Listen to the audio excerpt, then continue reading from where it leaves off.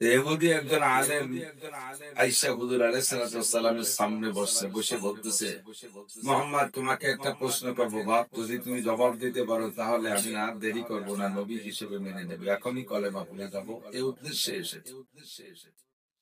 খেয়াল করতেছেন না? খেয়াল করেন। তো হুজুর আলাইহিস সালাম বললেন, বলেন প্রশ্ন কি?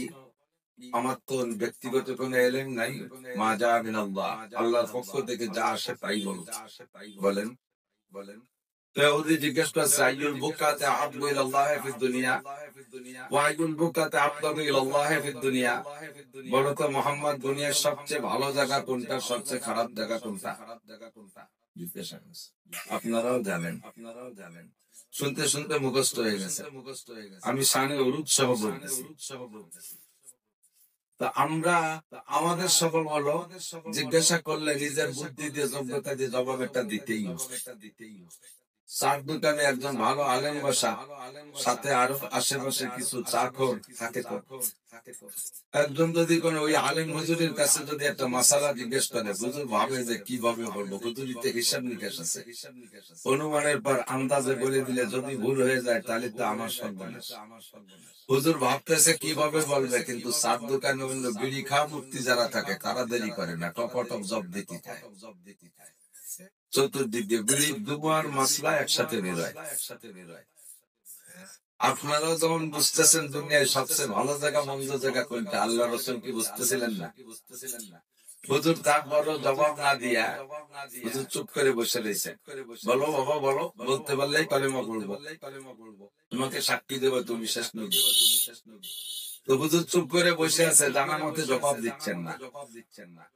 ইতিমধ্যে জিবরিল আসছে, আল্লাহ পাক পাঠিয়েছেন, দাও তো জিবরাইল, দুষ্টজন কোন বিপদে পড়ছে ছড়াই দিয়ে। জিবরিল এসে বলে, মা তাহজান ইয়া রাসূলুল্লাহ, হুজুর কি চিন্তা করতেছেন? হুজুর বলে, সালানি ইহুদি আইয়ুল বুকাতে আহাব্বু ইলাল্লাহ ফিদ দুনিয়া ওয়া আইয়ুল বুকাতে আবগাদু ইলাল্লাহ ফিদ দুনিয়া, কোন জায়গা ভালো আর কোন জায়গা মন্দ, এটা আমি যা জানি তা জবাব দেইনি জিবরাইল, যেহেতু এ বিষয়ে আল্লাহ পাকের কাছে থেকে এখন আমি কোনো তথ্য পাইনি। আমার জানা মতে বললে যদি এসে ভালো থেকে বসে, এসে মন্দ থেকে বসে, তাহলে তো ভুল হয়ে যাবে, আর ও তো আসলে পরীক্ষা করছি। জিবরিল কয়, হুজুর আমিও যা জানি তাহলে আমিও বলবো না, আমিও জানি না তা বলবো না, জায়গা মতো শুনিয়ে আসি।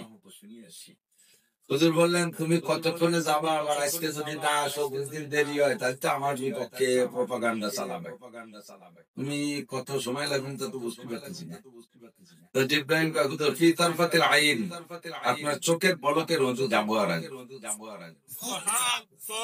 আসলে চোখের পলকটা তো একেবারেই অল্পক্ষণ, এর ভিতরে যতই বলুক কেউ এটা সম্ভব না।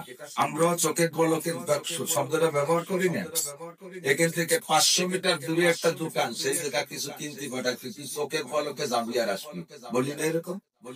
চোখের পলকে যাইতে গেলে তো চোখের এভাবে টাইনি ধরে দূর দিয়ে যাতে পলক না মারে।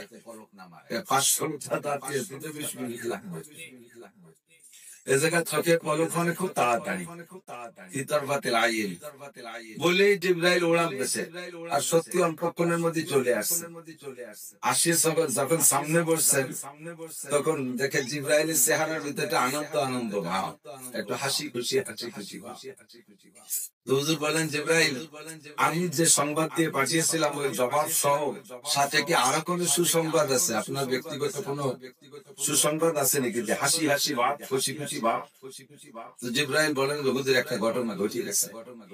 কি ঘটনা? স্বাভাবিক ভাবে আমি উপরে যাই আপনাদের কাছে বার্তা বহন করার জন্য, আমার 2টা ডানায় দৌড়িয়ে যাই। আমার এই 2টা ডানার মতো 600 ডানা আছে।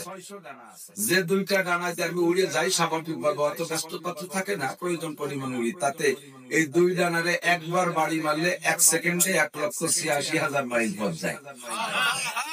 আর ইহুদিরে বসায় রেখে আপনারা বলে গেছি যে চোখের পলকে আসবো, এই জন্য আমি আজকে যাওয়া আসার ভিতরে 600 ডানা ব্যবহার করছি।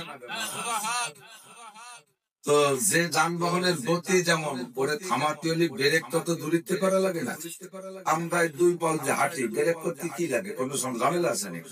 যে কোনো সময় দাঁড়াইতে পারি। দৌড়ে যখন যাই তখন একটু দূরের থেকে স্লো করা লাগে। বাইসাইকেল ব্রেক অত দূরের থেকে করা লাগে না, ভ্যান অত দূরে থেকে, মোটর সাইকেল একটু দূরে থেকে করা লাগে, দ্রুতগামী প্রাইভেট আরো দূরে, বিমানের গতি অনেক বেশি। দেখেন না কত দূরে থেকে আমি মাটিতে পড়ে ঘড়িতে 3 মাইল চলে যায়, গোষ্ঠী গোষ্ঠী গোষ্ঠী গোষ্ঠী। আমি অন্যদিন 2 ডানে দিয়ে যাই, আমার জন্য একটা রেড লাইন আছে, ওর বসে আমি যাই না। আজকে 600 ডানার গতিতে আমি রেড লাইনের ভিতর দিয়ে সামনে একেবারে আল্লাহ এত কাছে চলে গেছি, জীবনে কোনোদিন এত নিকটে যেতে পারিনি। তো আজকে এই সংবাদটা আনতে যে বেশি নিকটে হতে পারছে, আল্লাহ খুব কাছে চলে গেছিলাম। মা কানা বাইনি ওয়া বাইনাল্লাহি হাজাবুল্লাহ রিদাল কিবরিয়া, আমার আর আল্লাহর মাঝে আর কোনো পর্দা ছিল না, শুধু আল্লাহর বড়ত্বের পর্দা। আমি কাছে যাইতে পারি খুশি ঠেকতেছে বেশি। আচ্ছা ঠিক আছে, ভালো খবর। আপনি কি নিয়ে আসছেন খবর? তো জিবরাইল বললেন ক্বালা আল্লাহু তাআলা আহাব্বুল বিলাদি ইলাল্লাহি মাসাজিদুহা ওয়া আবগাদুল বিলাদি ইলাল্লাহি আসওয়াকুহা। আপনার প্রশ্নের জবাব আল্লাহ আমাকে শিখিয়ে দিয়েছে। দুনিয়ায় যত জায়গা আছে তার মধ্যে সবচেয়ে ভালো জায়গা মসজিদ, সমস্ত মসজিদগুলো সবচেয়ে ভালো জায়গা, বলি সুবহানাল্লাহ। আর দুনিয়ায় সবচেয়ে খারাপ জায়গা যত আছে, মদের আড্ডা হোক, পায়খানা বাথরুম হোক, তার চাইতেও নিকৃষ্ট জায়গা, সবচেয়ে খারাপ জায়গা বাজার। বাজারের ভিতরে যত আকাম আছে সব চলে, মদের ব্যবসা, গাঁজার ব্যবসা, মিথ্যে কথার ব্যবসা, ধোঁকাবাজি, ফাঁকিবাজি, যত অকথ্য ভাষা ব্যবহার, লাগামহীন ভাবে সবাই সবাই বলে, কেউ রে কেউ ঠেকায় না, কোনো শাসন চলে না। মাপে বেশি আনা, মাপে কম দেওয়া, ধোঁকা দেওয়া, মালে মিক্সার দেওয়া, ফরমালিন মিশানো, যত ফরমালিন না ফরমালিন সবাই বাজারের মধ্যে চলে। এই জন্য আবগাদুল বিলাদি ইলাল্লাহি মাসওয়াকুহা, দুনিয়ার সবচেয়ে খারাপ জায়গা হলো বাজার।